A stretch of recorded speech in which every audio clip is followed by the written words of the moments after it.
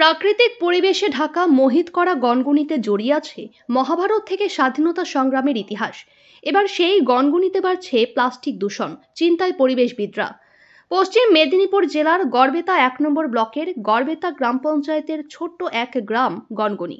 কলকাতা থেকে মাত্র কয়েক ঘন্টার দূরত্বে পশ্চিম মেদিনীপুর জেলায় শিলাবতী নদীর ধারে অবস্থিত এই জায়গাটিকে বাংলার গ্র্যান্ড ক্যানিয়ন বলা হয়।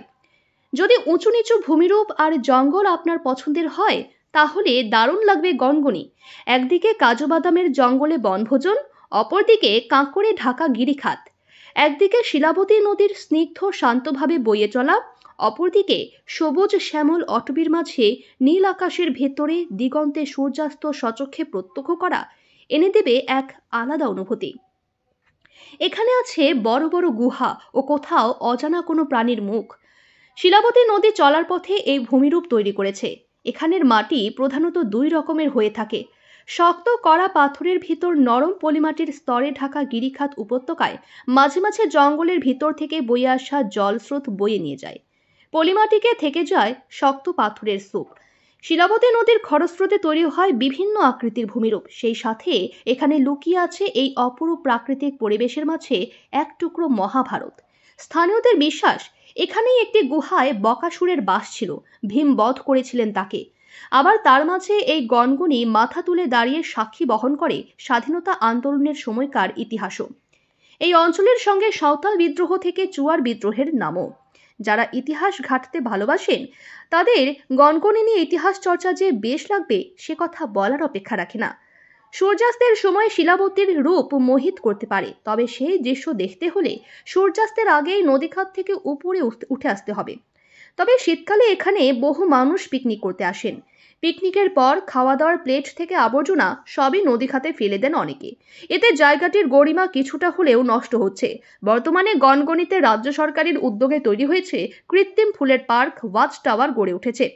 ইট কাঠ পাথরের জঙ্গল, তাতে পরিবেশের ক্ষতি হচ্ছে বলে দাবি পরিবেশ প্রেমীদের।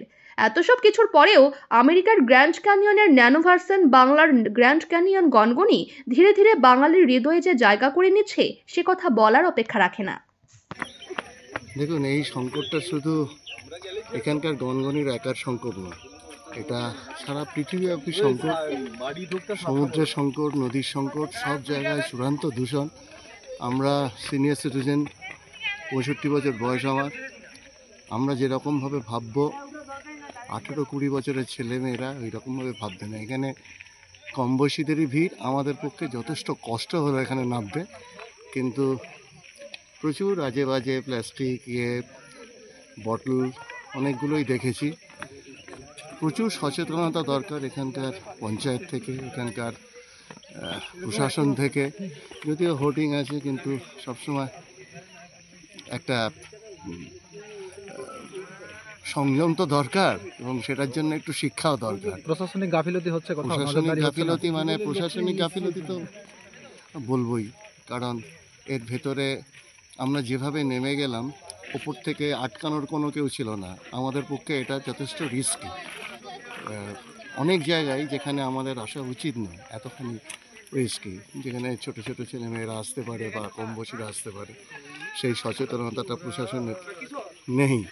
আরও সচেতন থাকা দরকার। আর দূষণের ব্যাপারে আর কি বলবো নতুন করে, আমরা কলকাতা থেকে আসছি, দূষণ তো সর্বত্র।